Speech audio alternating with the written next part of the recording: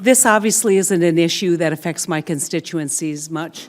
The underserved constituents in my state don't have access to a robust private school system, and so obviously it's not an issue that we've confronted, but I do have a great deal of sympathy as we look at Native Americans who have experienced historically low rates.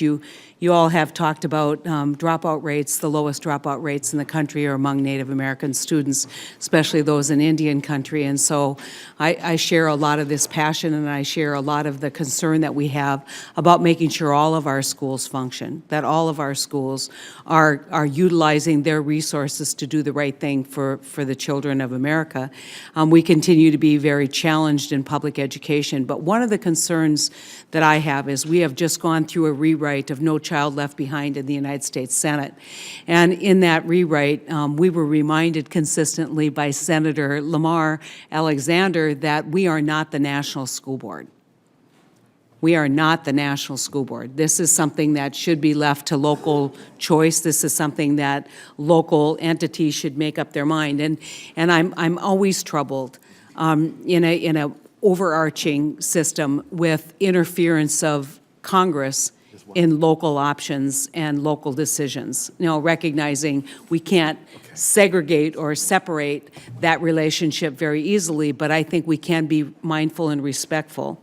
I think, Mr. Chavez, you talked a lot about the, the DC Council not supporting this program anymore. And why do you think that they have taken that position as a former councilman yourself? And what would they do if we just said, it's up to you guys to decide? What would happen? Well, first of all, let me just say, Senator, that yes, most education funding and policy is locally based, as you indicated.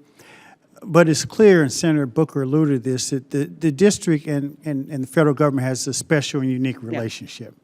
And we don't have voting representation. And you all do sign off on our budget, which is wholly self-generated. And so there are different nuances to it. And when Mayor Williams and I were approached 10 years, 12 years ago about this, it was to acknowledge the special relationships where there are some burdens and benefits to being citizens of the district and the nation's capital at the same time. And the feeling was, let's figure out a way to make sure that the federal government has a stake in the nation's capital. So that was the genesis for the partnership. I think my point is that it's, you know, where I've heard just wonderful testimony and great stories, and certainly been absolutely charmed by the young woman here. I also want to make sure that we're respectful of whatever local governance you do have. And so as we kind of look forward, how do we get everybody, when you were there, this was, yeah, let's do this program, let's walk together, and now it seems like we've gotten this division. How do we bring people back together at the district level to support one unified program without having that debate refereed by this committee? Well, one is information is power.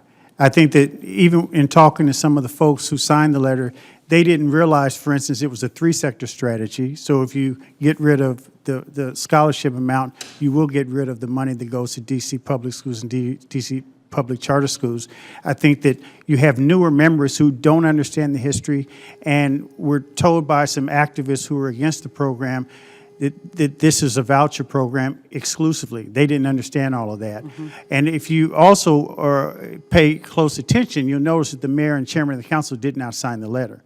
The mayor has in the past signed letters of support of this program, and the chairman of council refused to sign this letter. So I think that once, you know, we spend more time talking with the newer members, because there are several new members of the last couple of years, about what the full impact of this partnership really is, they don't want to lose that money, and they also want to make sure that we do lift all boats. I mean, I feel confident that we can bring most people together. Now, there are going to be some, and our Congresswoman is one of them, who just doesn't like the program for whatever reason. She didn't like it 10 or 12 years ago.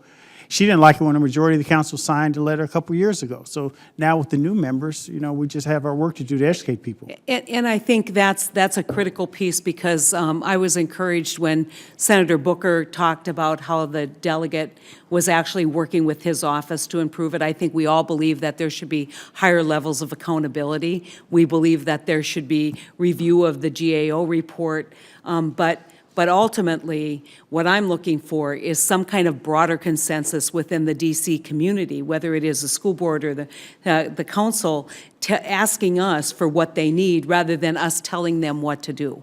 Because we shouldn't be your school board.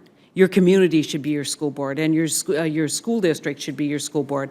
I'm not philosophically opposed to anything that moves children ahead. And so for me, this isn't about philosophy nearly as much as it is about parental and local control and making sure that we hear those voices kind of broadly. And when political leadership that's supposed to represent the local folks send us mixed messages, it's a tough lift here, because we don't want to be your school board. I don't want to be your school board. No, I want appreciate you guys that. to be the school board. No, I appreciate that, and then that's why many of us support statehood, and would expect many of you would support it for the same reasons. Well, I'm sure the chairman would be glad to answer that question. But I guess to the extent that as we proceed with this bill, you can, through your past experience, work to try and develop a better consensus at the city level, at the school district level, with school leaders, so that you can come and say, this is what, we aren't going to make everybody happy, but this is what works for us, and please be respectful of the decisions. We're aggressively educating and engaging the city council. Thank you, and thank you all for your love of your children, obviously reflected in your advocacy here.